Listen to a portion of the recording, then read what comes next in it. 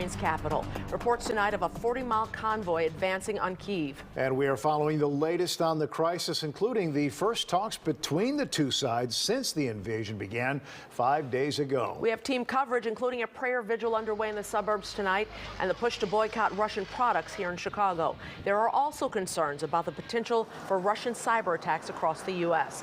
We begin with the latest on the ground in Ukraine. Dozens of civilians believed to be dead in today's attacks in the country's second largest city. And at least 500,000 refugees have fled into neighboring countries. WGN's Dana Repic is following it all for us tonight. Dana. Well, Russia has begun to acknowledge casualties to its troops on the ground. They will not specify on numbers, but the Ukrainian Defense Ministry estimates Russian casualties could be as high as 5,000 soldiers killed.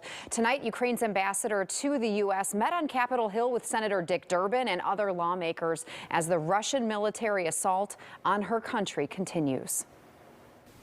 Make no mistake, Mr. Putin still has at his disposal significant combat power. He hasn't moved all of it into Ukraine, but he's moved the majority of it. A convoy of Russian tanks, artillery, and support vehicles on the outskirts of Kyiv, now estimated to stretch more than 40 miles. Video from Kyiv, Ukraine's second largest city, showed residential areas under attack. The UN Security Council reporting 352 casualties, including at least 16 children killed and more than 2,000 injured. They are shooting us with missiles, ballistic missiles. They use the vacuum bomb today, which is actually prohibited by Geneva Conventions. This lady was in front of her own home at the time a rocket attacked it. Russia keeps attacking kindergartens and orphanages. Russia is attacking hospitals. There is no debate.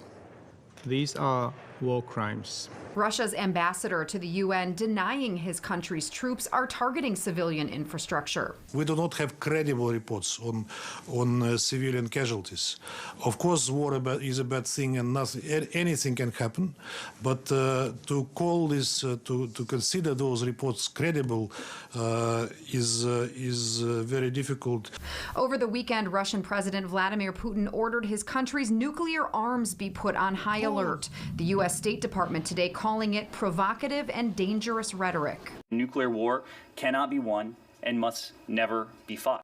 Countries like Germany and Sweden, along with the U.S., are sending more weapons to Ukraine, which continues to put up a stiffer than expected resistance. The strength and courage of the people of Ukraine resisting his advances is an example to the world. This morning, the U.S. issued sanctions against Russia's central bank, known as the heartbeat of the Russian financial system. The ruble falling to record lows. In Moscow, reports of people lining up to withdraw cash. In another blow to the Russian economy, oil giant Shell pulling out of the country because of the invasion. All of these steps squeeze not just President Putin, but squeeze the people around him and have a huge devastating impact on the economy. More than 500,000 people have now fled Ukraine into Poland and other neighboring countries as the conflict continues. We are defending our home.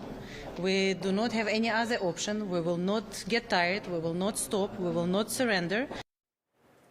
Senator Dick Durbin tonight said he's sending a letter signed by colleagues on both sides of the aisle to Biden that would temporarily protect status to Ukrainians in the United States who are here on tourist, student, and work visas if those do expire. Ukraine today also pleading to join the European Union. And we just saw tonight that Canada is announcing that it's now banning all imports of Russian crude oil to their country. All right, Dana, thank you for that update. And in the meantime,